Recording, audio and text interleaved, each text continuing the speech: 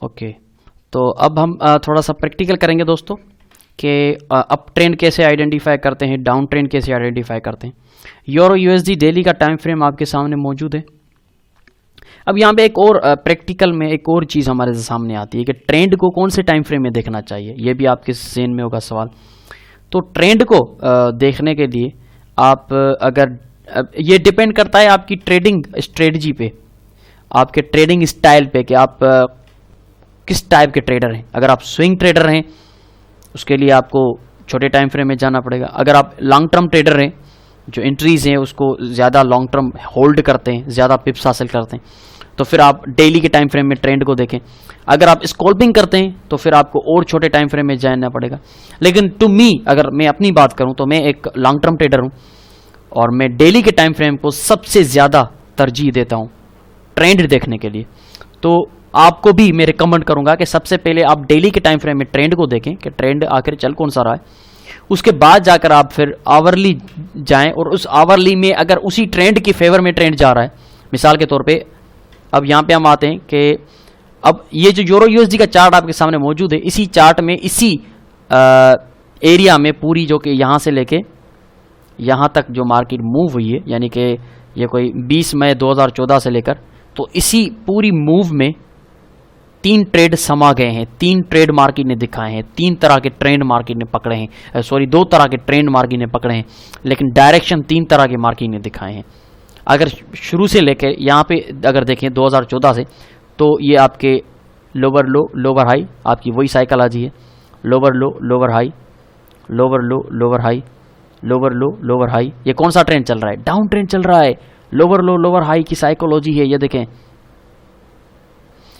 ये देखें, यहाँ पे आके मार्केट ने अपना ट्रेंड जो है वो डाउन ट्रेंड रखा मार्केट ने मुसलसल यहाँ से यहाँ तक। अब यहाँ से मार्केट ने ट्रेंड चेंज करने की ठानी, higher high higher low, higher high higher low बनाई, लेकिन अनफॉर्चुनेटली एक और हाई बनाने में फेल हो गई, क्योंकि यहाँ पे हाई है तो यहाँ पे फेल हो गई। इसका मतलब है कि अब ये मार्केट जो है एक रेंज में मूव करना शुरू कर गई, इसका कोई पर्टिकुलर ट्रेंड नहीं है और ये मार्केट जो है एक रेंज में मूव कर रही है। ठीक है ना, या वाज़े देख सकते हैं मार्केट एक रेंज में मूव कर रही है और इसकी रेंज जो टूटी है वो यहाँ पे आके टूटी है इस जगह पे। ठीक है ना, अब डाउन ट्रेंड, उसके बाद रेंज, ये सारी रेंज मार्केट की, और उस रेंज से मार्केट फिर निकली है, अगेन उसने अप ट्रेंड पकड़ा है, higher high higher low, higher high higher low, higher high higher low, higher high higher low, higher high higher low. लेकिन यहाँ पे देखें तो थोड़ा सा मार्केट ने ट्रेंड चेंज करने का मूड दिखाया, लेकिन नहीं हो सका change thing, again higher high higher low बनाती है, अब ऊपर जा रही है। अब यहाँ से देखें तो अलबत्ता मार्केट का जो ट्रेंड है वो अप है, यानी कि डाउन ट्रेंड मार्केट आई, फिर एक रेंज में मूव किया और उसके बाद अगेन उसने ट्रेंड को शुरू कर दिया, यानी कि कंटिन्यू कर दिया, जो कि अप ट्रेंड मार्केट है। अब ट्रेंड चेंज होने से पहले यहाँ पे यानी कि यहाँ पे जो ट्रेंड था वो डाउन ट्रेंड था, उसके बाद रेंज आई, अब यहाँ पे अप ट्रेंड गई थी, उससे पहले यहाँ पे काफ़ी ट्रेंड रिवर्सल सिग्नल हमें मिले थे कि मार्केट चीख चीख के बता रही थी कि अब ट्रेंड जो है वो चेंज होने वाला है। तो वो कौन से थे को आगे चलकर हम पढ़ेंगे उन ट्रेंड रिवर्सल पैटर्न्स को। यहाँ पे हम सिर्फ यही आइडेंटिफाई करेंगे कि ट्रेंड किस तरह कितने टाइप के होते हैं। तो आपने देखा कि down trend, ranging market, up trend, ठीक है ना, यहाँ पे तीनों चीज़ें आ गई। तो अप ट्रेंड को आइडेंटिफाई करने के लिए हायर हाई हायर लो, ठीक है ना, डाउन ट्रेंड को आइडेंटिफाई करने के लिए लोअर लो लोअर हाई, और उसके बाद ये रेंजिंग मार्केट जा रही है।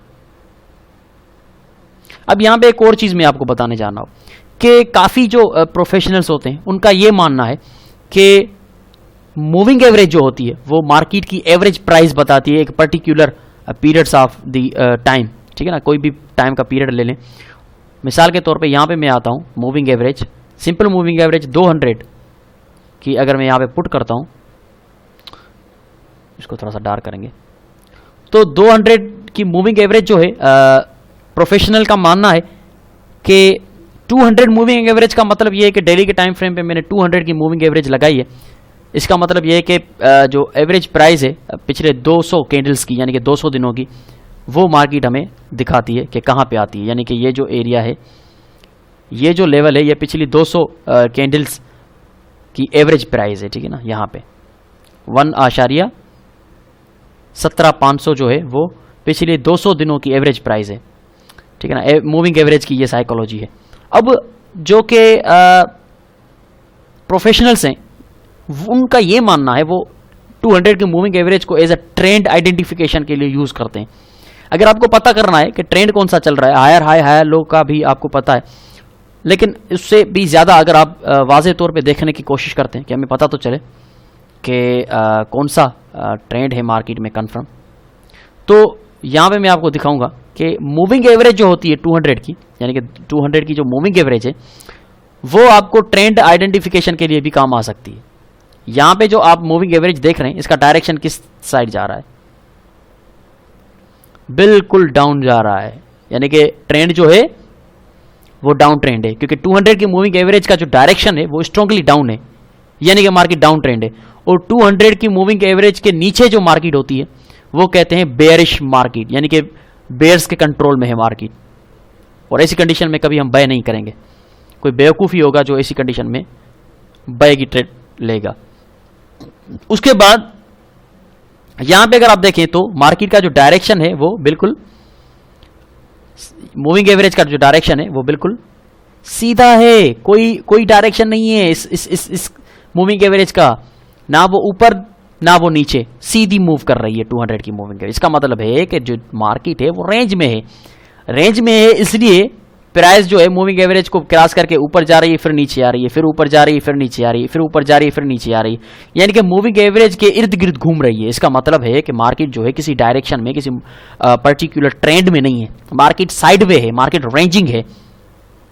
तो ये मूविंग एवरेज की मदद से हम देख सकते हैं कि जो पर्टिकुलर ट्रेंड है मार्केट का वो क्या चल रहा है। उसके बाद जब मार्केट ने ट्रेंड पकड़ा तो ये मूविंग एवरेज का डायरेक्शन वाज़ेह तौर पे आप देख सकते हैं ऊपर है, यानी कि जो मार्केट का ट्रेंड है वो अप है और मार्केट जो है वो बुल्स के कंट्रोल में है। डायरेक्शन मूविंग एवरेज 200 का ऊपर, यानी कि बुल्स के कंट्रोल में है मार्केट। डायरेक्शन मूविंग एवरेजेस का नीचे, यानी कि बेयरिश, यानी कि वो कंट्रोल ले चुके हैं, बेयर्स के कंट्रोल में है मार्केट। लेकिन डायरेक्शन जो है मूविंग एवरेज का वो बिल्कुल सीधा है, तो इसका मतलब है कि there is no any kind of the particular trend into the market. Market जो है वो साइड में मूव कर रही है, कोई ट्रेंड नहीं है मार्केट का। तो 200 की सिंपल मूविंग एवरेज डेली के टाइम फ्रेम पे अगर हम ड्रा करके देखेंगे तो हमें किसी हद तक मार्केट का पता चल सकेगा कि मार्केट की जो है वो कौन से डायरेक्शन में मूव कर रही है। लॉन्ग टर्म ट्रेडर जो होंगे वो जाहिर सी बात है डेली के टाइम फ्रेम को यूज़ करेंगे आइडेंटिफाई करने के लिए, लेकिन शॉर्ट टर्म जो ट्रेडर होते हैं वो छोटे टाइम फ्रेम पे भी जाते हैं। लेकिन सबसे पहले तो आप डेली पे देखें कि ट्रेंड कौन सा चल रहा है, लॉन्ग टर्म ट्रेड कौन सा चल रहा है। तो लॉन्ग टर्म ट्रेंड जो है मार्केट का वो अप है, तो शॉर्ट टर्म ट्रेड जो होगा आवर 4 में या आवर 1 में वो भी अगर अप है तो ज़्यादा बेहतर है। अगर लॉन्ग टर्म जो ट्रेंड है डेली का वो अप है और शॉर्ट टर्म ट्रेंड भी अप अगर जा रहा है तो आपको बाय करना चाहिए, वो सबसे बेस्ट एंट्री रहेगी। लेकिन अगर लॉन्ग टर्म ट्रेड जो है वो अप है और आप सेल करना चाहते हैं तो फिर थोड़ा रिस्की ट्रेड होगी आपकी, क्योंकि ओवरऑल अगर डेली के टाइम फ्रेम में हम देख रहे हैं ट्रेंड जो है वो ऊपर जा रहा है, लेकिन छोटे टाइम फ्रेम में आप सेल कर रहे हैं तो ये आप रिस्क ले रहे हैं। छोटे टाइम फ्रेम में मार्केट जब स्विंग मारे तो आप बाय करें, ये सबसे बेस्ट रहेगा।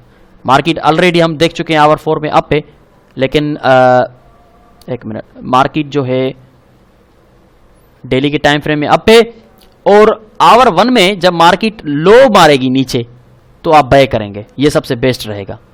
क्योंकि लॉन्ग टर्म जो ट्रेंड है मार्केट का वो अप है और शॉर्ट टर्म जो आप देख रहे हैं, शॉर्ट टर्म जब डाउन ट्रेड से मार्केट रिवर्सल पकड़ के अप करेगी वो आपकी बेस्ट एंट्री रहेगी। यहां पे देखें, अब इस तरह से ट्रेंड्स को आप अपनी ट्रेडिंग में यूज करेंगे, आपको बहुत फायदा मिलेगा जब आप ट्रेंड्स को अपनी मार्केट में यूज करेंगे as a trading signal. Trend को जब तक आप नहीं समझते तब तक आपके लिए ट्रेडिंग करना बेकार है, आप नहीं कर सकते ट्रेड, ठीक है। अब यहां पे देखें तो मार्केट का जो ट्रेंड था डेली में आपने देखा कि यूरो यूएसडी का जो डेली ट्रेंड है ओवरऑल वो अप है, ठीक है ना। अब आवर 4 में जब आपने देखा तो मार्केट ये डाउन आई, आपको इंतजार है जब मार्केट अप निकलेगी, रिवर्सल पैटर्न देके तो मैं बाय करूंगा, क्योंकि ओवरऑल डेली में मैंने देखा है मार्केट का ट्रेंड ऊपर है। यहाँ पे मार्केट ने एक शोल्डर मारा, उसके बाद ये एक और हेड मारा और उसके बाद ये एक और शोल्डर मारा और ये this is the best entry, यहाँ पे आपने बाय किया एंड बूम मार्केट निकल गई ऊपर।